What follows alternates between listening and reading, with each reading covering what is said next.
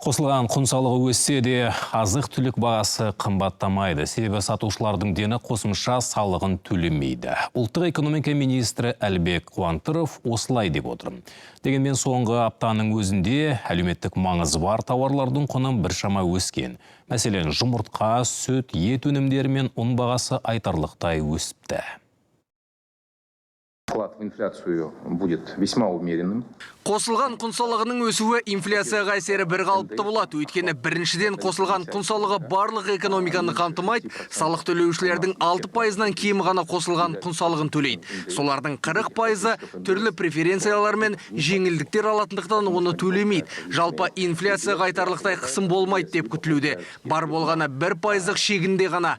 Керісінше бұл біздің тауарлардың бәсекеге қабілеттілігін арттыруға мүмкіндік береді.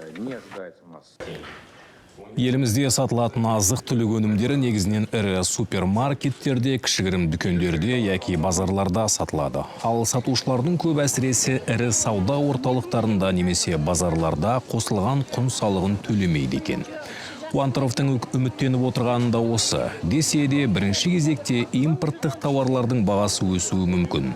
Бұл өз кезегінде отандық тауарлар өндірісіне пайдасын тигізіп бағаны тұрақтандыруға ықпал етеді деп санайды ұлттық экономика министрі. Жалпы 2025 жылы инфляция барлық факторларды ескере отырып 5-6%-ға дейін төмендеуі тиіс. Ал биыл дер кезінде қабылданған шаралардың арқасында инфляция деңгейі 10,8%-ға төмендепті. Дегенмен үкімет басшысы бұл көрсеткішті асынып, өсім қарқынын әлі де арттыру керектігін айтты. Әлихан Смайылов жылдық инфляцияны әлі де азайту үшін мемлекеттік органдар мен әкімдіктердің бір айдан аса ғана уақыт барын ескертті.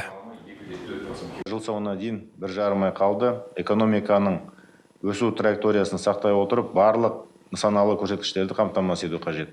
Сондай-ақ бюджеттік бағдарламалардың әкімшілері осы жылға бөлінген қаражатты уақытылы және тиімді игеруді қамтамасыз ету керек.